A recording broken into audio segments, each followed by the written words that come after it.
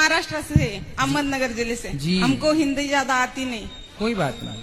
तो हमको आपके यहाँ दर्शन करने के लिए आना है। हाँ, दर्शन करने के लिए आंखों की जरूरत है, हिंदी इंग्लिश की नहीं। कहाँ से हो आप? महाराष्ट्र से, अहमदनगर जिले से तो आई आप मराठी बोलिए ना, आप मराठी में बात कीजिए।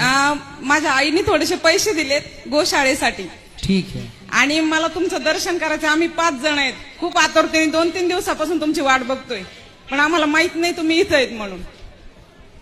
तो तुमने भी जागरूक